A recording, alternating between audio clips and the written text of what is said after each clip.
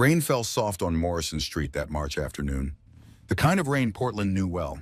Not heavy enough to drive people inside, but persistent enough to make the world feel gray and forgotten. Margaret Callahan sat beneath All the right, let's awning of an move. abandoned You got it. storefront, her back This against way. brick that had long since stopped holding warmth. I was 72 so years had worried. carved deep It's lines okay. into her I'm here face, but now. her eyes' pale blue I know, alert still I held know. something the streets hadn't taken. Look, Not it's yet. you before the In her beard. weathered I hands, she remember held that a day. handkerchief. Feels like yesterday. White linen Time yellowed flies. with It age, does. embroidered with delicate forget-me-nots. The stitching was precise professional. In the corner faded, but still visible, MC 1974. She ran her thumb over those initials the way some people touch photographs, a gesture of remembrance, of a life that felt like it belonged to someone else. The street before her was mostly empty. Wednesday afternoon.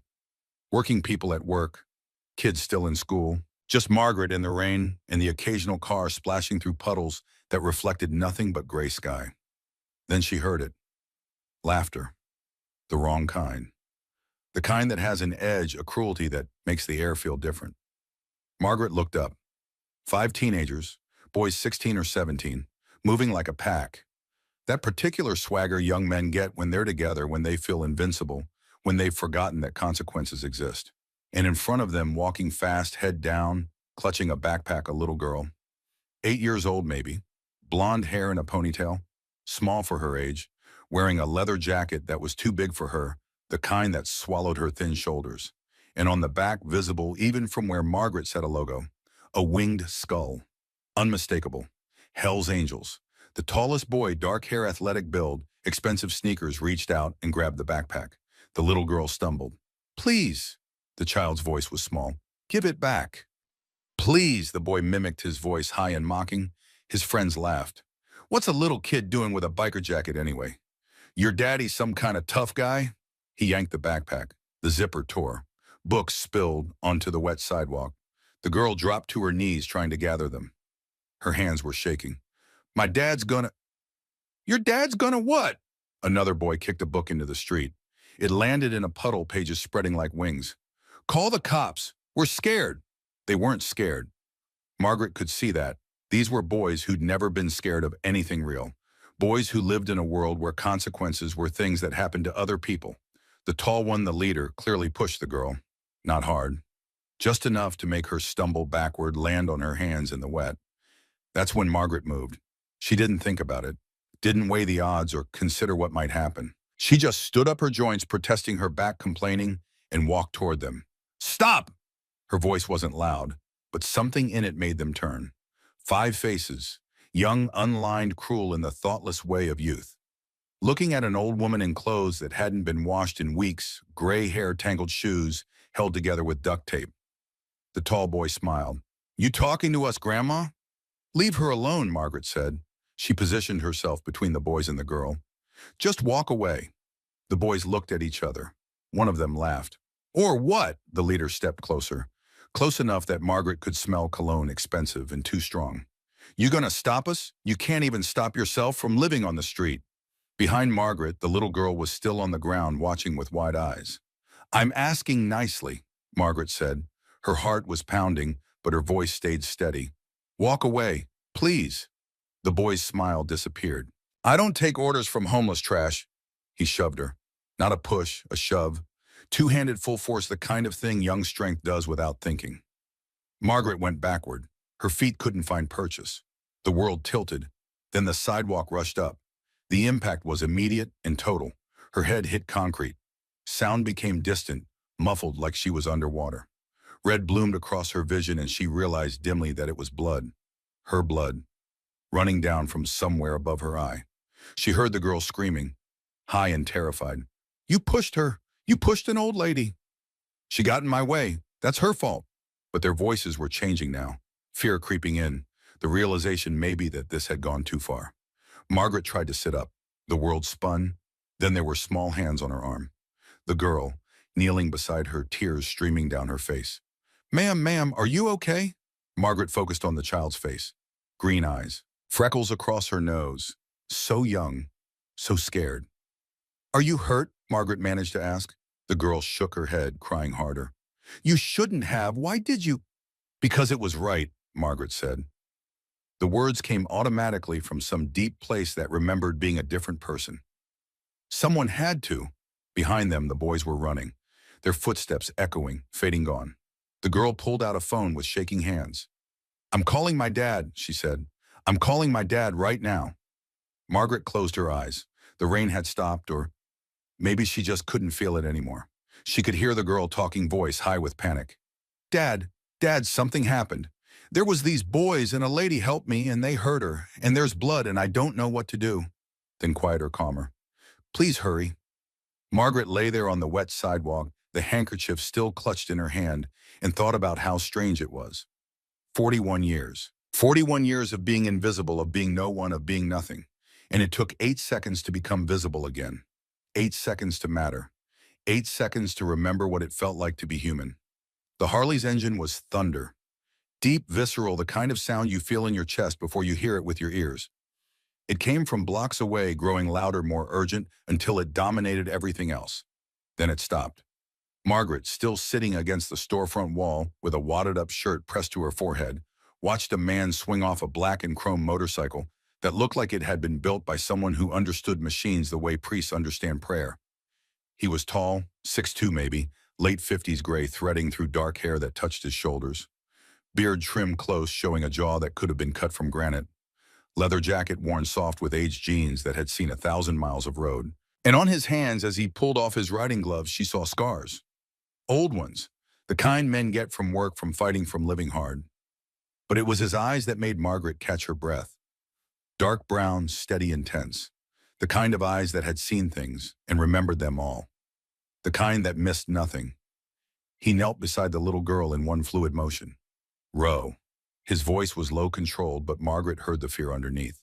The barely contained terror of a parent who's just been told their child was in danger. "You okay, sweetheart? You hurt?" The girl Ro shook her head and threw her arms around his neck. I'm okay. But the lady Dad, she saved me and they pushed her and she's bleeding." The man's eyes found Margaret.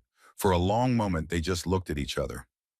Taking measure, reading stories written in scars and lines, and the way a person holds themselves even when they're hurt. Then he stood and walked over. He didn't ask permission before he gently moved the shirt away from her forehead to look at the wound. His hands were steady, careful, hands that knew how to touch without causing pain. "You need stitches," he said. Statement of fact, no room for argument. "I don't have insurance," Margaret said. "I'll be fine." "You won't be fine. Head wounds bleed like hell, and this needs to be closed properly." He stood, offered his hand. "I'm Dallas Thorne. That's my daughter you saved." Margaret looked at his hand, callous, strong, extended without hesitation toward a homeless woman covered in her own blood. She took it. He pulled her up like she weighed nothing. Steadied her when the world tilted again. "Margaret," she said. "Margaret Callahan."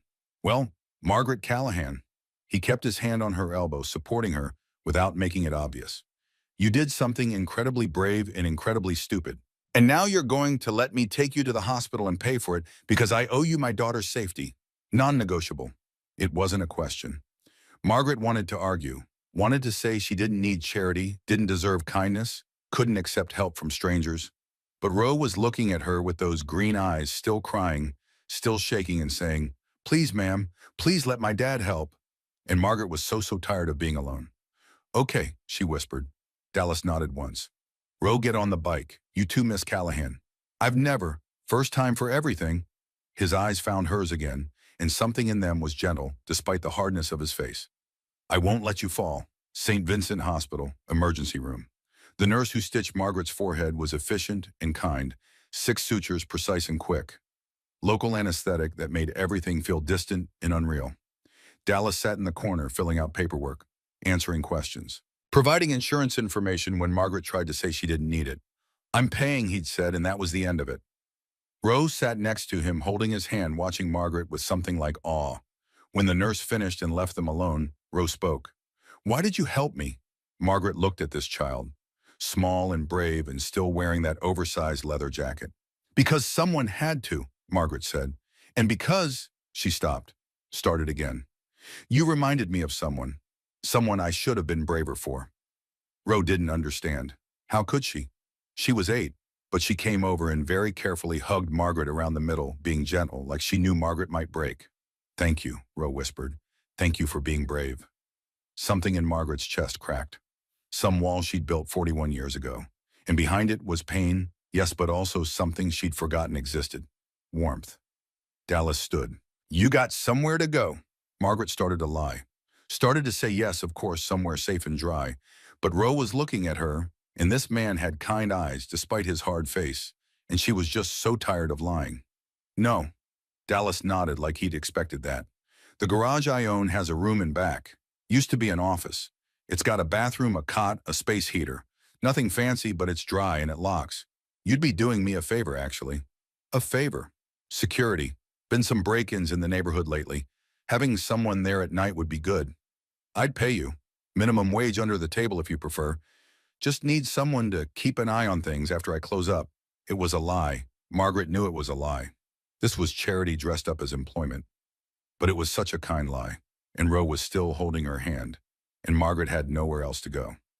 "Just temporary," she heard herself say, "until I figure something else out." "Sure," Dallas said. "Temporary." But the way he said it, Margaret got the feeling he didn't believe in temporary any more than she did. The garage sat on a corner lot, red brick and large windows. The kind of building that had been something else before it was this. Auto shop, maybe. Light industrial. Now it was a cathedral to chrome and steel. Inside, 4 motorcycles in various stages of repair or customization. Tools organized with military precision on pegboards. The smell of oil and metal and leather. And in the back, through a door marked private, a small room. Cot with clean sheets. Space heater that actually worked. Bathroom with hot water. Window that looked out on a parking lot but had a lock that was solid. To Margaret, who'd spent the last 6 months sleeping under bridges and in doorways, it looked like the Ritz. "Towels in the bathroom," Dallas said, setting down a bag he'd stopped to pick up. "Toothbrush, soap, shampoo. Some clothes that might fit belong to my wife. She passed 3 years back, but I kept some things. Figure she'd want them used." He said it matter of fact, but Margaret heard the grief underneath. Old grief settled in like furniture, but still there. "I'm sorry," she said. "Yeah, me too." He looked around the room, hands in his pockets. "Kitchen's not much. Coffee maker, microwave, mini fridge. Help yourself to whatever. I'll be here most days from 8 to 6. Weekends too, usually. You need anything, just ask." "I will, thank you." He nodded and turned to go. Stopped at the door. "What those boys did what you did, that took guts. Real guts. Not many people would have done that." "I didn't think about it," Margaret said honestly. "I just reacted. Reacting like that." Dallas looked at her. "That's not nothing. That's who you are underneath everything else. Remember that." Then he was gone, and Margaret was alone in a room that was hers, at least for now. She sat on the cot and cried. Not from pain, not from fear, from relief. For the first time in 41 years, she had a door she could lock, a place that was safe, a tomorrow that didn't terrify her. It wasn't much, but it was everything. 2 weeks passed like a dream. Margaret fell into routine the way drowning people grab lifelines, desperately, completely. She woke at 6, made coffee in the small pot Dallas kept stocked, cleaned the bathroom until it gleamed, swept the garage floor, organized tools that were already organized just to have something to do. Dallas would arrive at 8 always, with 2 breakfast sandwiches and 2 large coffees. He'd hand her one of each without comment, without ceremony. Just set it down and get to work. At first, they didn't talk much. Margaret would sit in the corner watching him work, watching his hands move with absolute confidence over engines and frames and brake lines, watching him solve mechanical problems the way some people solve puzzles with focused patience, competence. Ro would arrive after school, backpack slung over one shoulder, that same oversized leather jacket making her look even smaller. She'd do homework at the front desk, stopping occasionally to ask Dallas questions or to bring Margaret tea she'd made in the small kitchen. "Chamomile," Rose said, the first time handing Margaret a chipped mug with serious ceremony. "It's calming. That's what my mom used to say." Margaret took it with hands that shook slightly. "Thank you, honey." Rose smiled, small and sweet. Then she pulled out embroidery thread and a piece of cloth. "Can you teach me?" She held up the handkerchief Margaret kept in her pocket. "How to make flowers like that?" And Margaret, who hadn't embroidered in 4 decades, found that her hands still remembered. They sat together in the late afternoon light, Margaret guiding small fingers through basic stitches. Chain stitch, back stitch, French knots, the same stitches her own mother had taught her 65 years ago. Dallas would glance over occasionally, never interrupting. But Margaret could feel him watching, seeing something that made the hard lines of his face soften just slightly. After a week, the silence between them changed, became comfortable instead of uncertain. And Dallas started talking. Rose's mother, Sienna, she was a nurse, he said one afternoon, hands deep in a carburetor. Met her at a veterans clinic. I just left. The Angels was trying to figure out who I was without the patch. She saw right through all my bullshit, made me be better. Margaret, sorting washers by size, listened. Cancer took her fast, 6 months from diagnosis to gone. His jaw tightened. Ro was 5, too young to lose her mom. But Sienna, she made sure Ro knew she was loved, made sure I knew how to be the kind of father our girl needed. You're doing good, Margaret said quietly. She's a wonderful child. She is. Dallas looked at Ro doing homework with fierce concentration. She's everything good about me and Sienna combined. Smart, kind, brave as hell. He paused. Like someone else I know. Margaret felt heat in her cheeks. I'm not brave. You stood between my daughter and 5 teenagers who could have really hurt you. That's not brave. That was just doing what was right. Exactly. Dallas met her eyes. Brave isn't not being scared. It's doing what's right anyway. Margaret didn't know what to say to that, so she said nothing. But something inside her, something that had been frozen for a very long time, began to thaw. Margaret was organizing the supply closet when she noticed the photograph. It had fallen behind a box of shop rags, black and white edges worn soft with age. She picked it up carefully.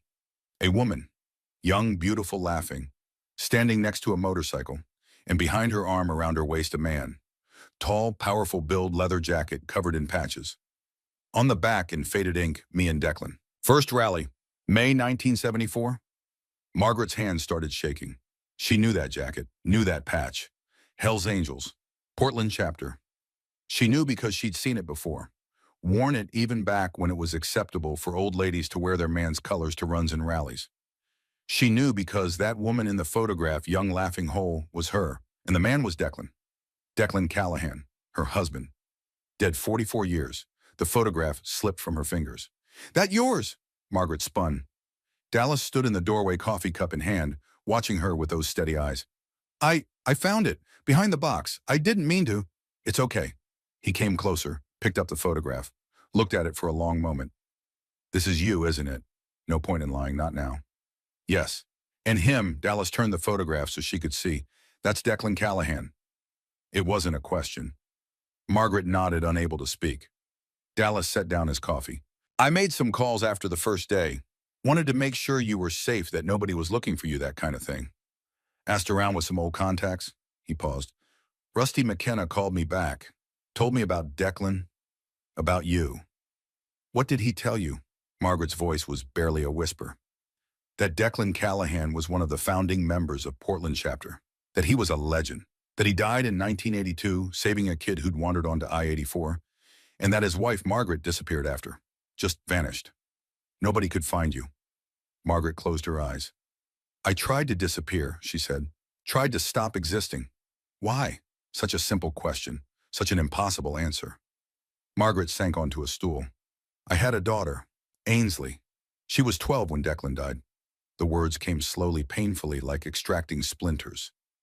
I couldn't handle it. The grief, the loss. I started drinking. Stopped being able to take care of her. Social services took her in 1985. Said I was unfit. Dallas said nothing, just listened. They were right. Margaret continued. I was unfit. I was broken. So I let them take her. Let them give her to a family who could actually be parents. And then I just drifted. Couldn't face what I'd lost. Couldn't face who I'd become. So I disappeared. 41 years, Dallas said quietly. 41 years. Silence filled the garage. Not uncomfortable, just heavy with truth. Declan would have understood, Dallas finally said. Grief does things to people, makes them into someone they don't recognize. That doesn't make you a bad person, just makes you human. I abandoned my daughter. You survived. That's what you did. You survived something that would have killed a lot of people. Dallas picked up the photograph again. And yesterday you saved my daughter. You put yourself between her and harm without hesitating. That tells me who you really are. Not what happened 40 years ago. Who you are now.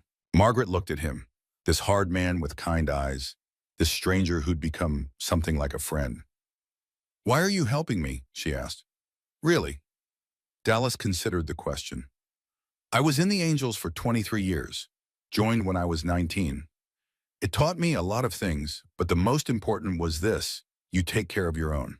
Always, no matter what. He handed her back the photograph. You're Declan Callahan's widow. That makes you family, and I take care of family. I'm not really. Yeah, you are.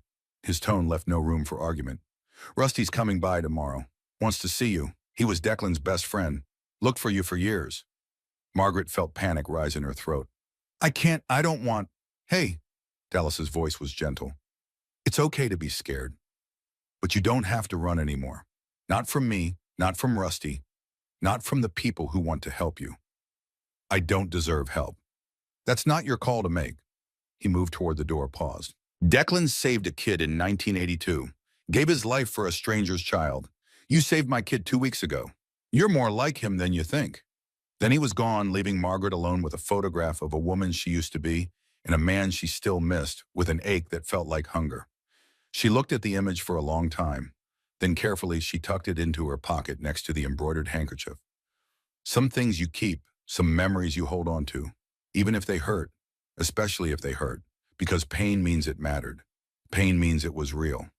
The Harley that pulled up to the garage was older than Dallas's, a 1970 shovelhead, immaculate chrome, gleaming in weak sunlight. And the man who climbed off it moved like someone who'd been riding since before motorcycles had electric starters. 70 years old if he was a day. Lean, weathered gray hair and a long braid down his back. Face like carved wood, all hard lines and sharp angles. But when he pulled off his sunglasses, his eyes were bright blue and impossibly alive. He wore colors, full patch. Hell's Angels Portland chapter. And when those blue eyes found Margaret through the garage window, they went wide with something that looked like disbelief. Or hope. Or maybe both. Dallas met him at the door. Rusty. Dallas. They gripped forearms, that particular handshake men who've shared something use. Then Rusty looked past him. Is that really her? Yeah. Jesus Christ. Rusty took off his riding gloves slowly. 41 years. We looked everywhere. I know. She okay? Getting there.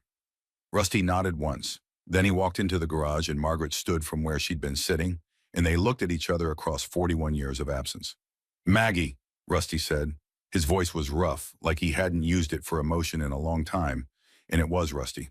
Maggie Callahan. Rusty. She remembered him. Younger, of course. Dark hair instead of gray. But the same eyes, the same way of standing, like he was ready for anything. You look old, he laughed. Actual laughter, surprised and genuine. You look like you've been through hell. I have. Yeah, I believe it. He came closer, stopped a few feet away, respecting her space. Declan was my brother. You know that. Not blood, but the kind that matters. When he died, I looked for you. We all did. Wanted to make sure you and Ainsley were okay. Margaret's throat tightened. Ainsley. We know. Social services. 1985. We tried to get custody, but they said we weren't suitable. Bitterness crept into his voice. Bikers, you know, not fit to raise kids according to the state. Where is she? The question burst out before Margaret could stop it. Do you know where she is? Rusty shook his head. Adoption records are sealed. We tried to find her, but... He spread his hands. I'm sorry. Margaret nodded, not trusting herself to speak. But you're here, Rusty continued. You're alive. That's what matters. And what Dallas told me what you did for his girl Declan would have been proud. I'm not proud of anything, Margaret said quietly. I ran away. I gave up. I've been nothing for 41 years. You survived, Rusty said, and it sounded like Dallas. Maybe it was something they all believed. You kept breathing when a lot of people would have quit. That's not nothing. He reached into his jacket, pulled out something wrapped in cloth. Unfolded it carefully. A patch. Hell's Angels Portland chapter. Women's auxiliary. Old school, the kind they didn't make anymore. This was yours, he said. Declan kept it. After he died, I kept it. Been carrying it for 41 years, hoping I'd find you someday. He held it out. It's still yours, if you want it. Margaret stared at the patch. At the winged skull, the Portland rocker, the old lady tag that marked her as belonging to someone. As belonging. Her hands shook as she reached for it. The fabric was soft-worn. It smelled like leather and time and memories she tried to bury. "I don't deserve this," she whispered. "Probably not," Rusty agreed. "But Declan would want you to have it. So take it anyway." Margaret clutched the patch to her chest, felt something inside her crack wider, felt tears she'd been holding back for 4 decades finally break free. Rusty pulled her into a hug, gentle but strong, the kind of hug that said, "I've got you and you're not alone, and it's okay to fall apart because someone will catch you." She cried into his leather jacket, while this old man she barely remembered held her like family. Because that's what they were, what they'd always been, even when she'd forgotten. Roe was teaching Margaret a new stitch when the first rock hit the window. Not hard enough to break, but hard enough to make them both jump. Dallas was up from under the Harley he'd been working on in an instant, crossing to the window looking out at the street. "Stay here," he said. His voice had changed, gone flat and hard and dangerous. He stepped outside. Margaret stood heart-pounding. Through the window she could see them. 5 boys, the same 5 from 2 weeks ago. The tall one, the leader, stood in front, and next to him an older man, 50 maybe, expensive suit, graying hair, the kind of face that smiled for cameras but went cold when the cameras were off. Dallas stood on the sidewalk, arms crossed. Still, calm, but Margaret could see the tension in his shoulders. Words were exchanged, too quiet to hear through the glass. But the body language told the story. The man in the suit pointing at the garage, gesturing, face red with anger, the boy smirking, confident, safe behind his father, and Dallas utterly motionless except for when he spoke. Each word deliberate, each word a warning. Then the man pulled out a phone, made a call, spoke briefly, put the phone away and smiled, said something else to Dallas. And Dallas's jaw tightened. The man and the boys got into an expensive SUV and drove away. Dallas stood there for a moment, then came back inside. His face was carved from stone. "What happened?" Margaret asked. Dallas looked at her, at Roe, back at her. "That was Councilman Pierce Voss and his son Garrett. Garrett's the one who pushed you. Pierce says I'm running an illegal business. Says I'm harboring homeless people in violation of residential codes. Says he's going to have the city shut me down unless I comply with regulations within 30 days. Margaret felt ice in her stomach. "Because of me. Because he's a bully who doesn't like being told his kid can't do whatever he wants. I should leave." "You're not leaving." Dallas's voice was firm. "This is your home now, and nobody is going to take that away. But your business? We'll be fine." He pulled out his phone, started typing. "Rusty knows people. I know people. We'll handle this." "How?" Dallas looked up, and for the first time since she'd met him, Margaret saw something cold in his eyes. Something that reminded her he'd spent 23 years in one of the most feared motorcycle clubs in America. "The way we always handle bullies," he said quietly. "We show them what happens when you come after family." He sent the message, and somewhere in Portland, phones started ringing. 72 hours until the Hells Angels respond. The morning after Pierce Voss's threat arrived cold and sharp. Margaret woke at 5:30, made coffee with hands that wouldn't quite stay steady, and sat watching the sun struggle up behind Portland's skyline. Somewhere out there, a councilman with power and money was moving pieces on a board, and she was one of those pieces. Small, expendable, easy to remove. The thought made her want to run. 41 years of survival instinct screaming at her to pack the few things she had and disappear before she destroyed the good things she'd found here. Before she cost Dallas everything he'd built. She was reaching for her bag when the door opened. Dallas stood there, 2 breakfast sandwiches and 2 coffees balanced in his hands like always. "You planning on leaving?" he asked. Not angry, just matter of fact. Margaret's hand dropped. "I don't want to cause you trouble." "Too late. Trouble's already here." He set the food down. "Question is whether you're going to face it with us or run from it." "I've been running for 41 years. I'm good at it." "I bet you are." Dallas sat across from her. "But here's the thing about running, you never get anywhere. Just away. And away is lonely." Margaret looked at her coffee. "What if they shut you down? What if you lose everything because of me?" "Then we'll deal with it. Together." He took a bite of his sandwich, chewed thoughtfully. "Rusty's making calls. Some of the old Portland chapter guys who've been around since Declan's time. They want to help." "Why would they help me? I disappeared. I abandoned everything." "Because you're Declan Callahan's widow.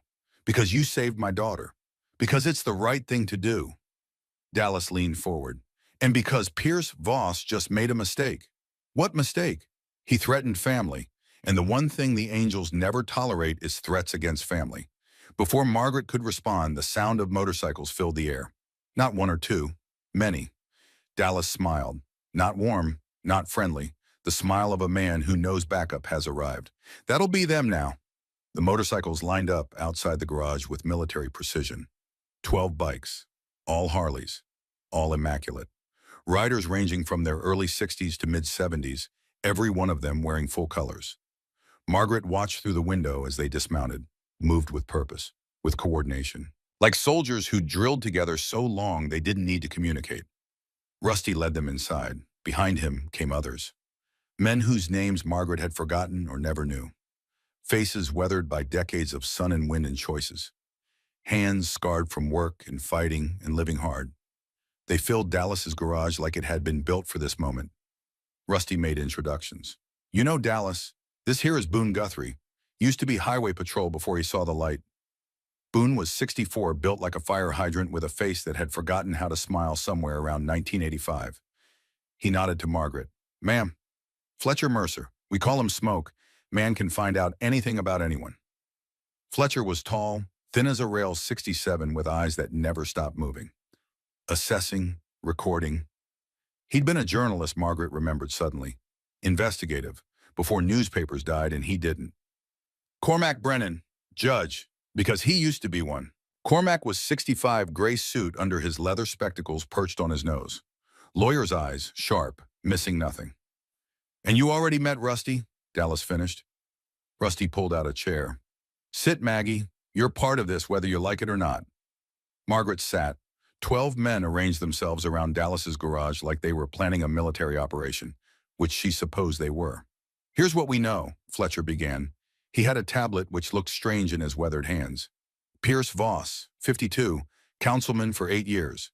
Up for re-election next year, rumored to have mayoral ambitions. Married one son, Garrett, 17. Lives in the West Hills, drives a Mercedes, belongs to 3 country clubs. Sounds like a real pillar of the community, someone muttered. He is, publicly. Fletcher swiped his screen. But I did some digging. Man's got connections to some interesting real estate developers. And get this, there's a development project proposed for this area. Mixed-use high-end condos retail. $60 million project. Dallas leaned forward. Let me guess. This garage is in the way. Not just in the way, right in the middle. Prime corner lot. Without it, the project doesn't work geometrically. Can't make the parcel sizes work for financing. Cormac tapped his pen on the table. So this isn't about his son getting embarrassed. This is about money. This is always about money, Rusty said. Power and money, the two things men like Pierce understand. What about the harassment, Dallas asked. The attack on Maggie. Can we use that? Boone shook his head. No witnesses except her and the girl. And Pierce will say his son's version is true, that the old lady was threatening them. Word of a councilman's kid versus a homeless woman won't go anywhere in court. Margaret felt the old shame rising. The knowledge that she didn't matter, wasn't credible, was nothing. Then we change the equation, Rusty said. He looked at Cormac. What can we do legally? I can file an injunction, claim harassment, abuse of power. But it'll take time. And Pierce has lawyers, good ones. They'll tie it up in motions and continuances for months. We don't have months, Dallas said. He gave us 30 days. Then we need to apply pressure, Fletcher said. Find something Pierce doesn't want found. Every politician has skeletons. We just need to open the right closet. How long will that take? Fletcher smiled, thin, sharp. Give me 72 hours. What do we do in the meantime? One of the younger bikers asked. Rusty stood, looked at each of them in turn. We remind Pierce Voss who he's dealing with. We show up, legally, respectfully, but everywhere. Every city council meeting, every public event. 40 or 50 of us wearing colors, sitting quiet and polite in the back. We show him that Dallas isn't alone, that Maggie isn't alone, that when you come after one of us, you come after all of us. That's not illegal, Margaret asked quietly. Not even close, Cormac said. Public meetings are public. We have every right to attend. Won't that make Pierce angrier? Probably, Rusty agreed. But angry people make mistakes, and we need him to make mistakes. Dallas looked at Margaret. You okay with this? It's gonna get visible. People will ask questions about who you are and why we're protecting you. Margaret thought about running, about disappearing again. Then she looked at Rose sitting in the corner doing homework, glancing over every few minutes to make sure Margaret was still there. "I'm okay with it," she said. "Good." Rusty pulled out his phone. "Then let's make some calls. Time to let the old guard know we're back in business. The 48 hours. The first city council meeting with the bikers in attendance made the local news. 53 members of the Hells Angels Portland chapter, ranging in age from 58 to 74, had filed quietly into the council chambers and taken seats in the public gallery. They'd worn their colors. They'd sat with arms crossed. They'd said nothing. But their presence had been deafening. Pierce Voss had stumbled over his words 3 times during his presentation on neighborhood improvement initiatives. His face had gone red, his hands had shaken slightly. The mayor had called for a brief recess and asked Rusty, as the obvious leader, if there was a problem. "No problem," Rusty had said politely. "Just exercising our civic duty, paying attention to local government. Isn't that what you want from citizens?" The mayor had no response to that. The meeting had continued. The bikers had stayed until the end. Then they'd filed out, started their motorcycles in perfect synchronization, and ridden away. The message was clear. We're watching. The next day, Pierce called the police. "There's a gang threatening me," he'd said, "intimidating a public official." The police had come to Dallas's garage, had asked questions, had looked around. Boone, who still had friends in the department, had been there, had explained in his calm former cop voice that attending public meetings wasn't illegal, that sitting quietly wasn't threatening, that maybe if Councilman Voss was feeling intimidated by senior citizens exercising their First Amendment rights, he should examine why that was. The cops had left without filing a report. Strike one against Pierce. That same afternoon, Fletcher had called a meeting. "Found something," he said. He looked excited in the way people who hunt information get excited. "Pierce's brother-in-law owns a construction company, Brennan Brothers Development. And guess who's been awarded 3 major city contracts in the last 4 years? The brother-in-law," Dallas said. "Bingo. All sole source contracts. All awarded without competitive bidding. All approved by city council votes where Pierce abstained from voting but was present for the discussion." Cormac leaned back. "That's not illegal. Abstaining from votes where you have a conflict of interest is actually proper procedure." "True. But here's where it gets interesting. The contracts were all for projects in districts represented by other council members, and I found campaign donation records. Brennan Brothers Development has donated to every single council member except Pierce, $20,000 each over the past 3 years. That's a quid pro quo," Cormac said slowly. "They're buying votes for projects that benefit Pierce's family while keeping Pierce's hands technically clean. Can we prove it? Maybe. I'd need to subpoena records, examine the bidding process, talk to competing contractors who didn't get the work." "How long?" "Weeks, maybe months." Rusty shook his head. "We don't have that kind of time." "Then we use what we have," Fletcher said. "I've got a friend at the Oregonian, still does investigative work. Give her this information, let her start asking questions. Even if nothing sticks legally, the press coverage will hurt Pierce." "Do it," Dallas said. Fletcher made the call. Strike 2. Margaret was sweeping the garage when Garrett Voss and 3 of his friends showed up. It was late afternoon. Dallas was out picking up parts. Roe was at a friend's house. Margaret was alone. The boys didn't come inside, just stood on the sidewalk, staring. Margaret's hands tightened on the broom handle. Garrett smiled, the same cruel smile from 2 weeks ago. "My dad's gonna destroy this place, you know. Gonna take it all away, and then you'll be back on the street where you belong." Margaret said nothing. "You should have stayed invisible," one of the other boys said. "Nobody cares about homeless trash." "My dad's important," Garrett continued. "He's got power. What do you got? Nothing. You're nothing." Something inside Margaret shifted. She'd heard these words before, in her own head, for 41 years. "You're nothing. You don't matter. You're invisible." But looking at these boys, these children who'd never known hardship, never faced real consequences, never had to fight for anything, she realized something. They were wrong. She wasn't nothing. She was Margaret Callahan, Declan Callahan's widow, mother to Ainsley, survivor of 41 years on the street, protector of children, member of a family that spanned decades. She was somebody. Margaret set down the broom, walked to the doorway, looked Garrett dead in the eyes.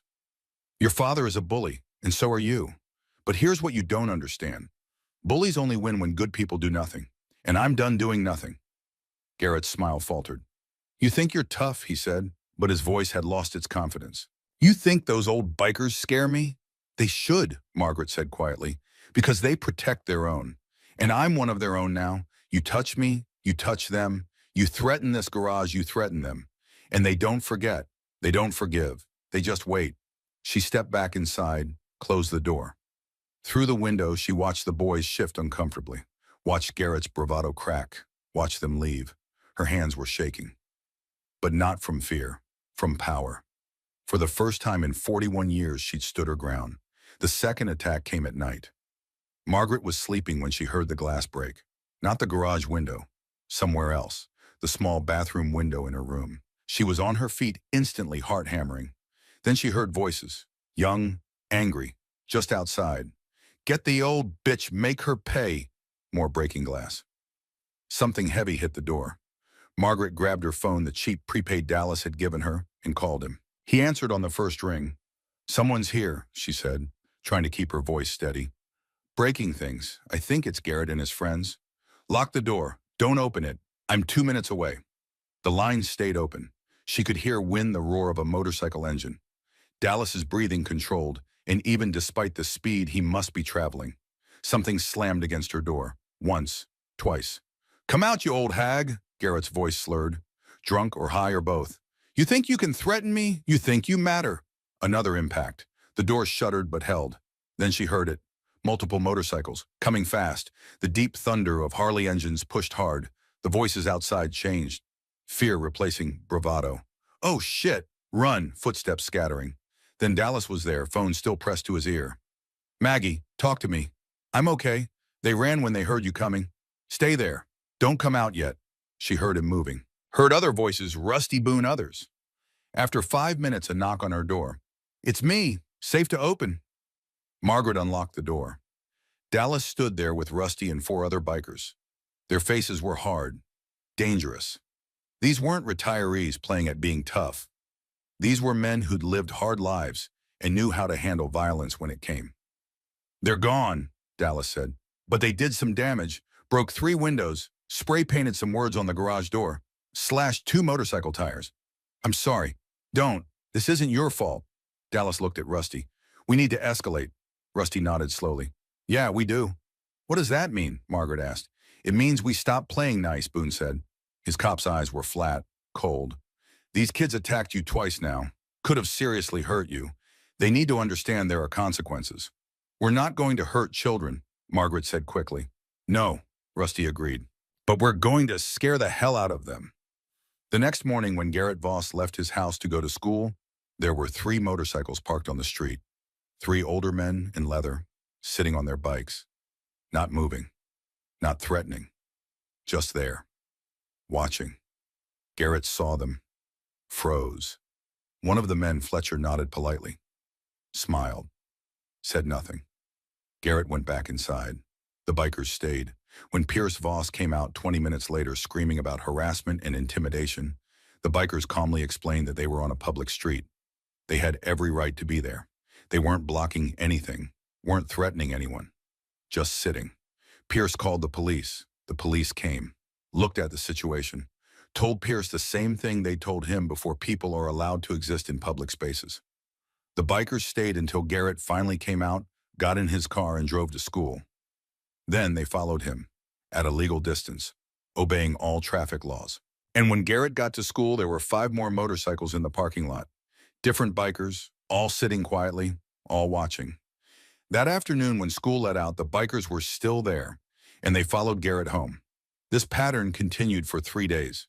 Everywhere Garrett went, there were bikers. Not threatening, not approaching, just present, visible, watching. On the 3rd day, Garrett called his father in tears. Make them stop. They're everywhere. I can't do this. Pierce tried to get restraining orders. But restraining orders require proof of threat or harassment, and the bikers were doing nothing illegal. They were just exercising their freedom of movement, just like Pierce had exercised his power to threaten Dallas's business. The difference was the bikers were better at it. Fletcher's journalist friend published her article. The headline read, City Councilman's Family Business Wins Lucrative Contracts Questions Raised About Bidding Process. It was careful, factual, raised questions without making direct accusations. But the damage was done. The article detailed the contracts, the donations, the abstention votes, the family connections. It included quotes from competing contractors who said they'd never even been given the chance to bid, from city employees who spoke anonymously about pressure to award contracts to specific companies. By afternoon, it had been picked up by 2 TV stations. By evening, the state ethics board had announced a preliminary inquiry. Pierce held a press conference, claimed he'd done nothing wrong, said the timing was suspicious, suggested it was a coordinated attack by criminal elements, meaning the bikers, which was a mistake, because Rusty held his own press conference an hour later. Standing in front of Dallas's garage with Margaret beside him and 50 bikers behind him, he spoke directly to the cameras. "My name is Russell McKenna. I'm a 70-year-old retired Navy SEAL and member of the Hells Angels Portland chapter. Councilman Voss called us criminals. Let me tell you who we really are." He introduced the men behind him, one by one. "This is Boone Guthrie, retired Highway Patrol, 26 years of service. This is Cormac Brennan, retired judge, 30 years on the bench. This is Fletcher Mercer, Pulitzer Prize finalist for investigative journalism. This is Dallas Thorne, veteran of Desert Storm, Purple Heart recipient, small business owner and single father." On and on, each man's service record, each man's contribution to society. Then Rusty stepped forward again. "We're not criminals, we're citizens. We're veterans. We're fathers and grandfathers. And we're here because a man with power decided to use that power to hurt someone who couldn't fight back. This woman," he gestured to Margaret, "is Margaret Callahan, 72 years old, widow of Declan Callahan, who died in 1982, saving a child's life on I-84. She's been homeless for 41 years. 2 weeks ago, she put herself between a child and 5 teenagers who were hurting that child. She was attacked for her bravery. And then she was attacked again by Councilman Voss's son. We're here because nobody else would protect her. We're here because it's the right thing to do. And we're here because when you come after one of ours, you come after all of us." He paused. "Let that sink in. Councilman Voss can call us whatever he wants, but we know who we are, and we know who he is. The ethics investigation will prove which one of us is really the criminal." The press conference went viral. Within hours, #Stand with Maggie was trending locally. People started showing up at the garage, bringing food, offering support, sharing their own stories of homelessness, of fighting power, of being helped by unexpected people. Pierce Voss's approval ratings dropped 12 points overnight. Dallas found Margaret sitting outside watching the sunset behind the city. "You okay?" he asked. "I don't know," she said honestly. "This is all so much, so fast. 2 weeks ago, I was nobody. Now I'm on the news." "You were never nobody," Dallas said. "You just didn't have anyone to remind you." Margaret was quiet for a moment. Then Rusty's people found something about Ainsley. Dallas sat up straighter. "Your daughter?" He didn't want to tell me until he was sure. "But there's an Ainsley Brennan, same age, adopted in 1985 from Portland, working as a nurse at Providence Hospital. Just across town." Dallas waited. "Let her process. I don't know if I can face her," Margaret whispered. "What do I say? Sorry I abandoned you. Sorry I was weak. Sorry I let them take you. You say the truth. You say you loved her. You say you were broken. You say you're sorry." Dallas's voice was gentle. "And then you let her decide if she wants you in her life. What if she hates me? Maybe she does. Maybe she doesn't. But you'll never know if you don't try." Margaret thought about that, about the possibility of seeing her daughter after 41 years, about the terror and hope and desperate longing that thought brought. Before she could respond, her phone rang. "Unknown number." She answered. "Is this Margaret Callahan?" A woman's voice. Professional. Cool. "Yes. This is Linda Morrison with Child Protective Services. I'm calling about Rowan Thorne." Margaret's blood went cold. "What about her?" "We've received a complaint that she's living in an unsafe environment, that her father is associating with known gang members, and that there's a potentially dangerous homeless individual living on the premises. We need to conduct a home visit within 48 hours. "Who filed the complaint?" "I'm not at liberty to say." But Margaret knew. Pierce Voss had just escalated to the nuclear option. He was coming after Roe. She hung up, looked at Dallas. "What's wrong?" he asked. She told him. She watched his face go through shock, then anger, then something colder and more dangerous than either. "He's using the system against us," Dallas said quietly, "trying to take my daughter because he can't beat us any other way. What do we do?" Dallas stood, pulled out his phone, made a call. "Rusty, Pierce just declared war. Yeah, CPS complaint. He's coming after Roe. A pause. No, we handle this smart. We handle this right, but we end it. Tonight, he hung up.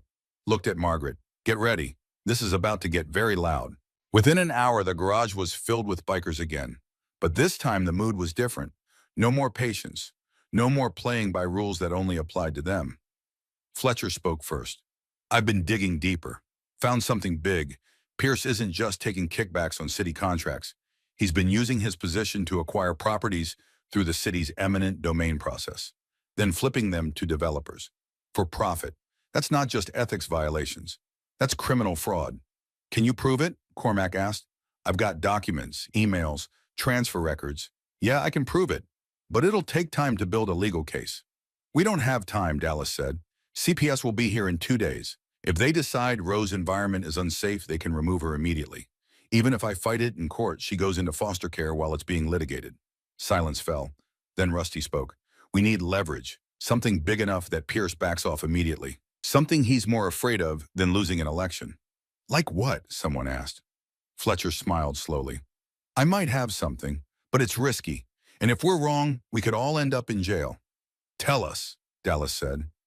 Fletcher pulled out his tablet, showed them what he'd found. As they read, faces changed. Eyes widened. Jesus Christ, Boone whispered. Can we use this? Rusty asked. If we do it right, Cormac said slowly, but it has to be perfect. One mistake and Pierce's lawyers will bury us.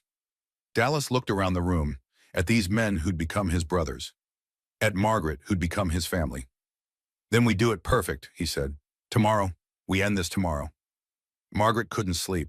She kept thinking about Roe, about a little girl being taken from her father because Margaret had brought trouble into their lives, about how history was repeating itself, how once again she was the reason a child lost their home. She was reaching for her bag, preparing to run to remove herself from the equation, when there was a knock on her door. Maggie, you awake? Rusty's voice. She opened the door. He stood there, leather jacket zipped against the cold, holding 2 cups of coffee. Figured you weren't sleeping, he said. Mind if I come in? They sat on the small cot drinking coffee that was too strong and too hot. I was going to run, Margaret admitted. I know, it's what you do, what you've always done. If I leave, maybe Pierce will back off. Maybe Roe will be safe. Rusty was quiet for a moment. Then Declan used to say something. Want to know what it was? Margaret nodded. He said running never solves anything. It just makes you tired and alone.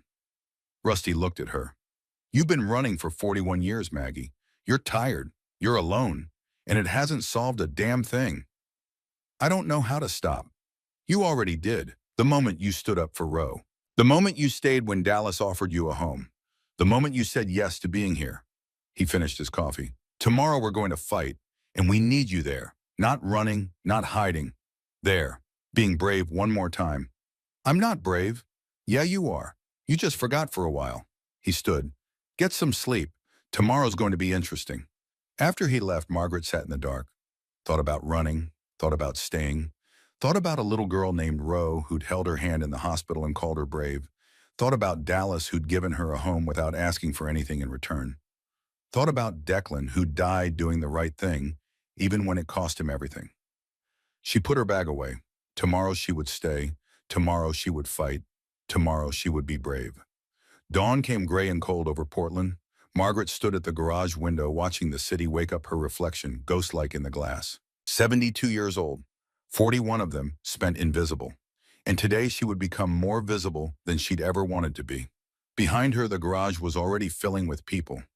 Not just bikers this time. Rose sat at the front desk, dressed carefully in clothes Dallas had pressed himself. Fletcher was on his laptop, fingers flying. Cormac reviewed documents with the intensity of a man preparing for a trial.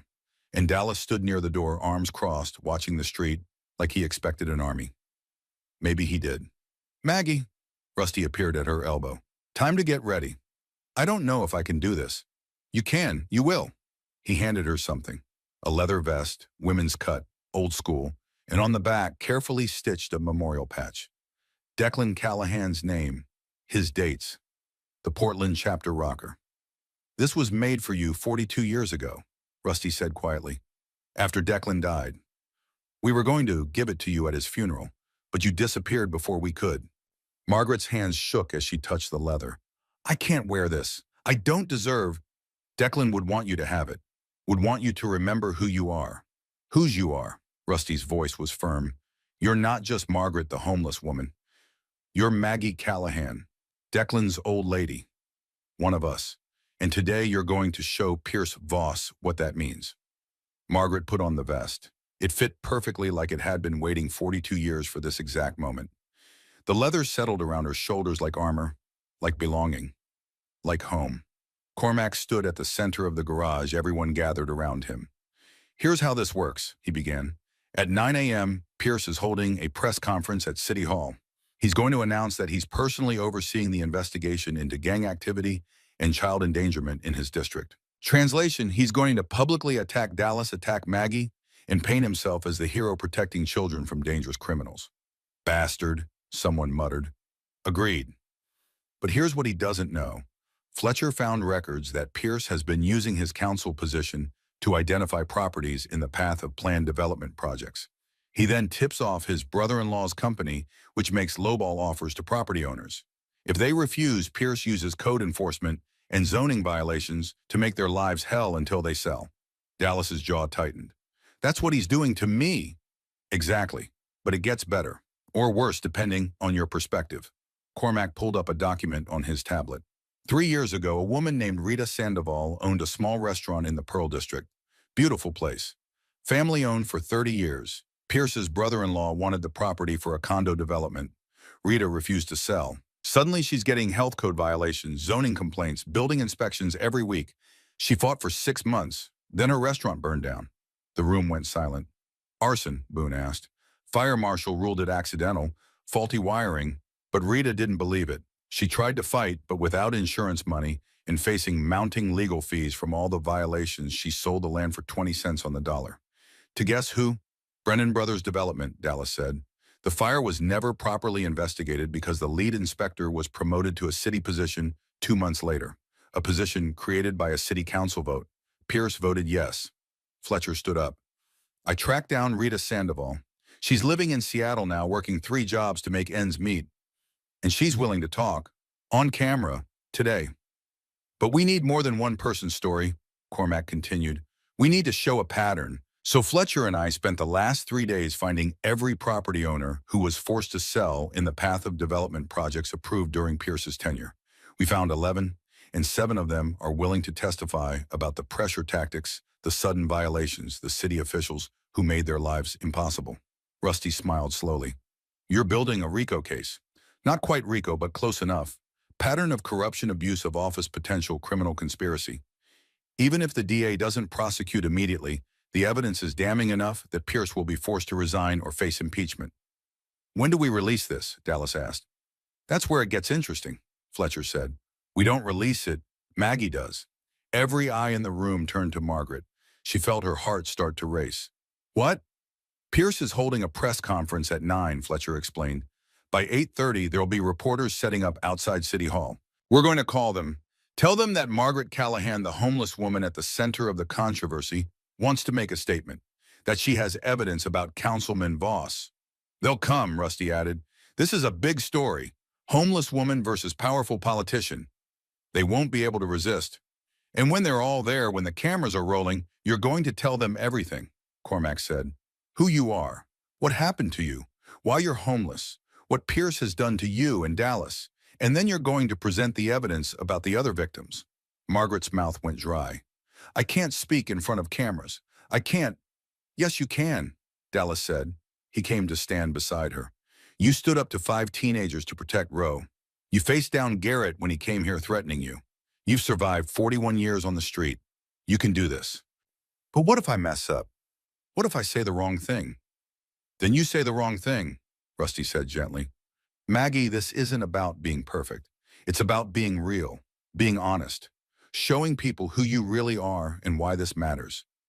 Nobody can do that but you. Margaret looked around the room, at these men who'd become her family, at Roe watching her with those serious green eyes, at Dallas steady and strong and believing in her, at the memorial patch on her vest, Declan's name, a reminder of who she'd been, who she could be again. Okay, she whispered. I'll do it.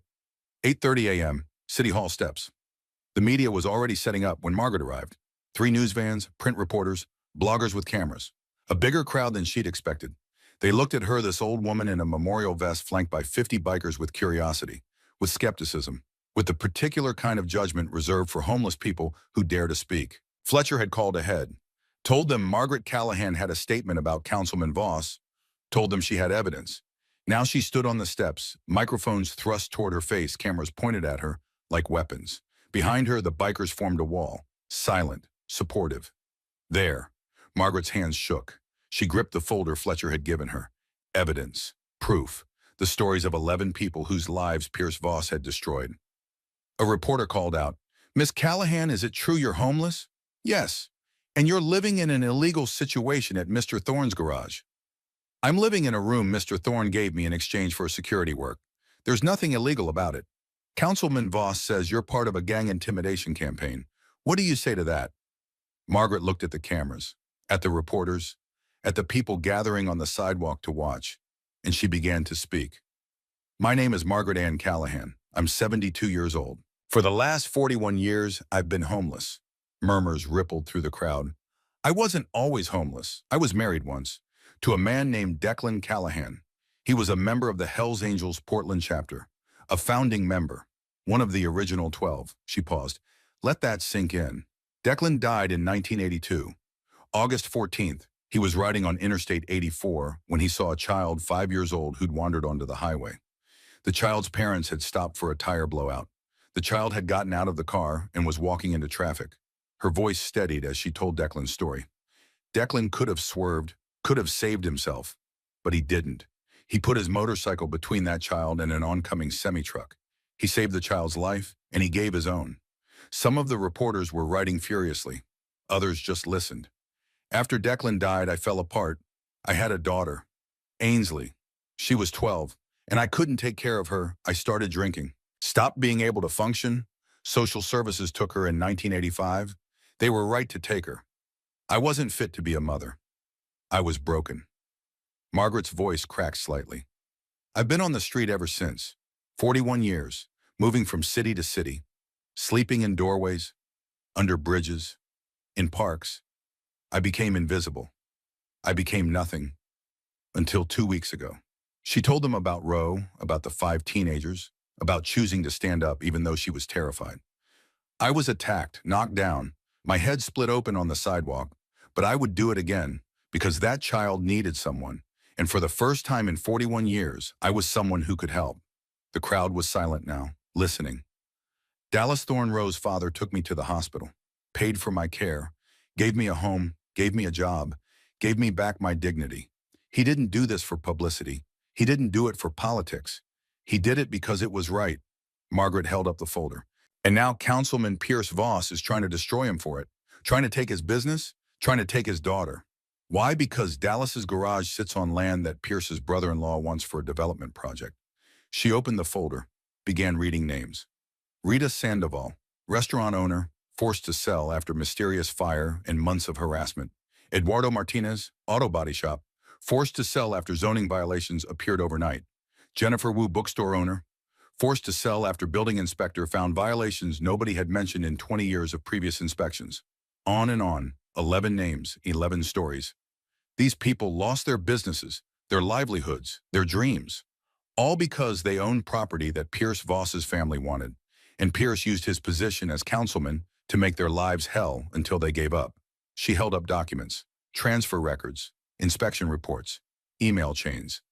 "I have evidence, proof, documentation, and I'm giving it to you, to the press, to the public, to anyone who will listen." A reporter shouted a question. "Why should we believe you? You're homeless. You have an agenda." Margaret looked at him, really looked at him. "You're right.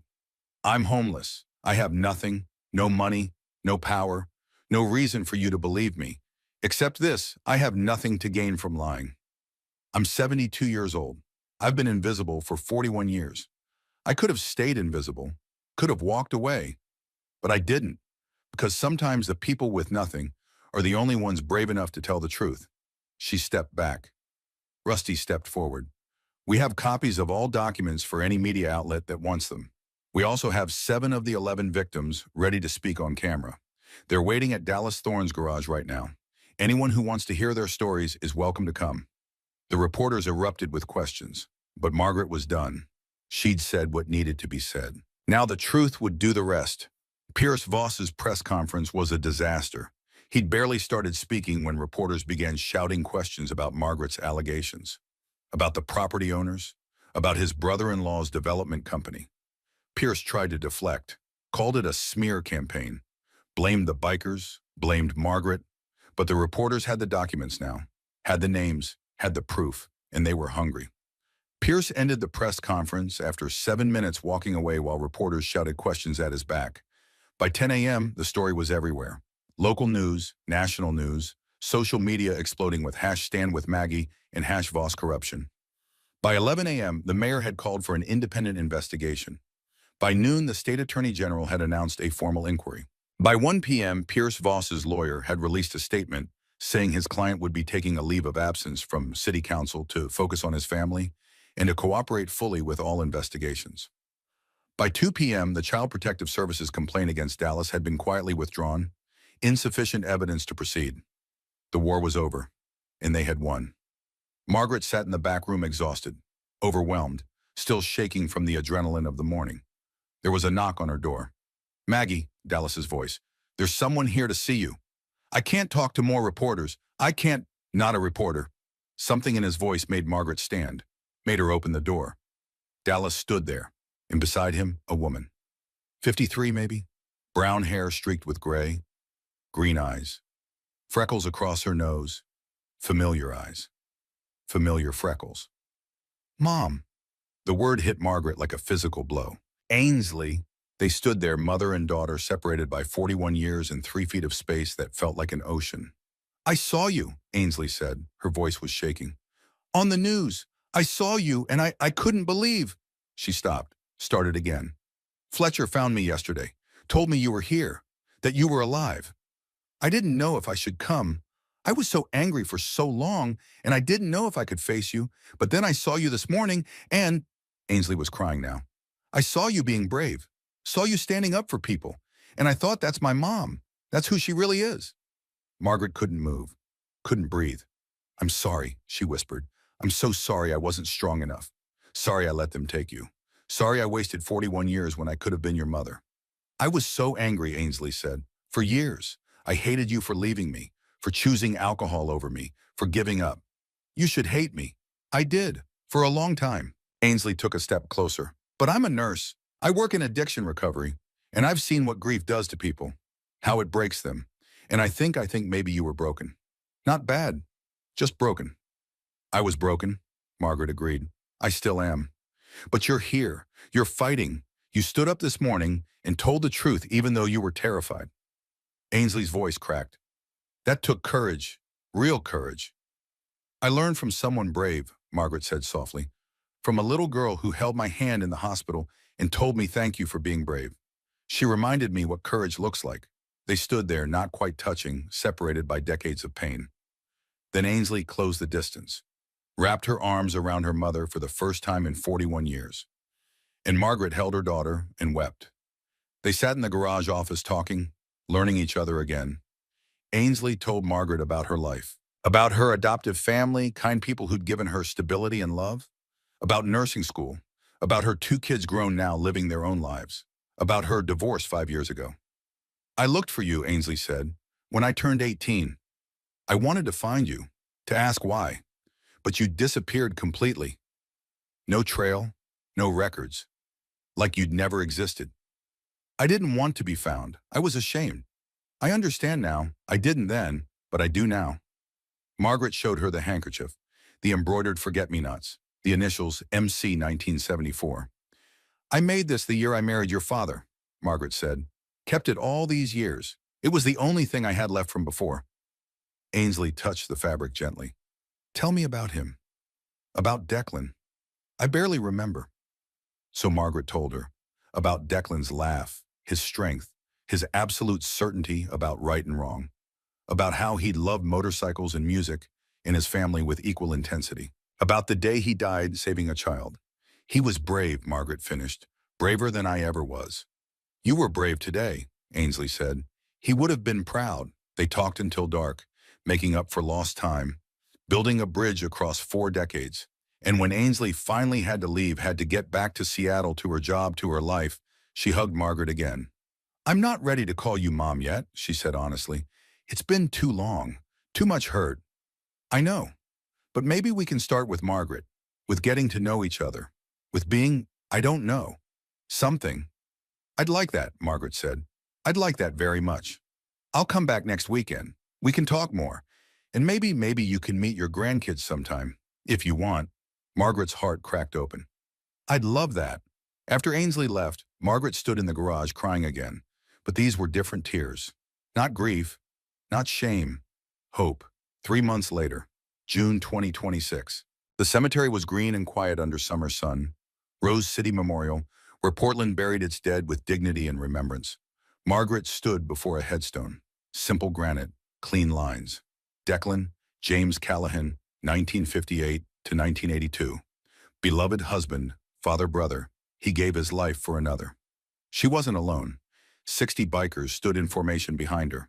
Young and old, active members and retired, all wearing colors, all here to honor one of their own. Ainsley stood beside Margaret, holding her hand, and next to Ainsley, her 2 children, Margaret's grandchildren, meeting their grandmother for the first time. Dallas and Roe were there. Rusty, Boone, Fletcher, Cormac, all the men who'd fought for her, protected her, given her back her life. Rusty stepped forward, stood at attention. "Declan Callahan," he said, his voice carrying across the cemetery. "Brother, hero, friend. August 14th, 1982, you made the choice that defined you. You saw danger, saw a child who needed help, and you didn't hesitate. You didn't calculate the cost, you just acted. Because that's who you were." He paused. "Today we honor you, and we honor your wife Margaret, who learned your lesson, who stood up when someone needed help, who found her courage after 41 years, who came home." The bikers began calling out, one by one, "Declan Callahan, brother, forever." The words echoed, ritual, remembrance, respect.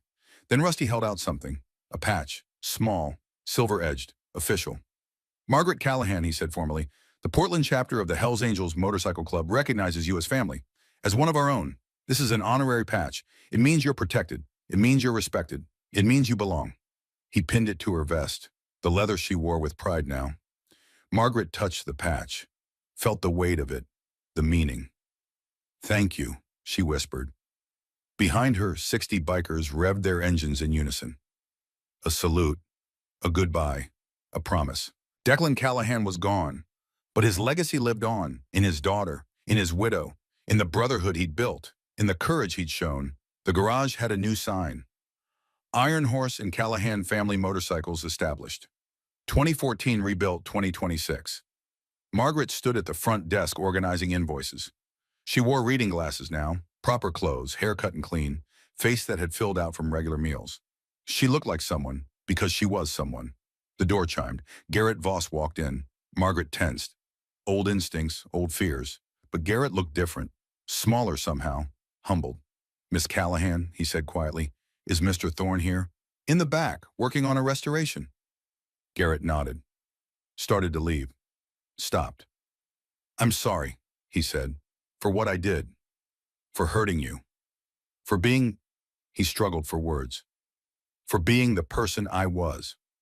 Margaret studied him. This boy who'd terrorized her, who'd pushed her down, who'd been part of why all this started. "Your father," she asked, "in jail, awaiting trial. My mom divorced him. We moved to a smaller house. I'm working 2 jobs to help her with bills." Garrett's voice was matter of fact. "I deserved all of it." "Yes," Margaret agreed. "You did. Mr. Thorne lets me work here on weekends, teaches me about motorcycles, about doing things right, about being better." Margaret saw it then, the change, the genuine remorse. "Good," she said. "Keep being better." Garrett nodded and went to find Dallas. Roe came in from school, 9 years old now, taller, confident. Bay Maggie, she used the Vietnamese term for grandmother that one of her school friends had taught her. "Look what I made." She held up embroidery, a flower, not perfect but careful, made with love. "That's beautiful, sweetheart. Can we add it to the memorial?" In the corner of that garage, they'd created a small shrine. Photos of Declan, of Sienna, of the people they'd lost and remembered. And next to the photos, a growing collection of embroidered flowers. Margaret and Rose's ongoing project. Of course we can. They hung the flower together. The door opened again. Ainsley came in carrying coffee and pastries. Thought you might want lunch, she said, then tentatively, Mom. The words still felt new, still felt strange, but also right. Thank you, sweetheart. They sat together. 3 generations, talking, laughing, being family. Later, when the garage closed and everyone had gone home, Margaret stood in her room. Her home, real and solid and permanent. She looked at the photos on her shelf. Declan, young and strong. Ainsley as a child. Her grandchildren. Ro, Dallas. The family she'd lost. The family she'd found. The family she'd built. And she thought about the journey. 41 years in the wilderness. 41 years of being no one. Being nothing. Being invisible. And then 2 weeks that changed everything. 2 weeks that taught her courage. That gave her back her name. That reminded her she mattered. She touched Declan's photo. I did it, she whispered. I found my way home. Finally. Outside, the city lights glittered. Portland, her city, the place where she'd lost everything and found it again. Tomorrow she would wake up in her own bed, would have coffee with people who knew her name, would work at a job that gave her purpose, would hug her daughter and grandchildren, would be someone. But tonight she stood in the quiet and felt something she hadn't felt in 41 years. Peace. She was Margaret Ann Callahan, Declan's widow, Ainsley's mother, Rose Ba Maggie, Dallas's friend, the Portland chapter's family. She was homeless no longer. She was home, and home was exactly where she belonged. The annual Portland Veterans Day ceremony took place at the memorial downtown. Flags flying, crowds gathered, politicians speaking about sacrifice and service. But Margaret wasn't there. She was at Rose City Cemetery with Rusty and Dallas and 30 bikers. They gathered around Declan's grave every year on this day. Not Veterans Day, not Memorial Day. August 14th, the day he died. The day he chose courage over safety.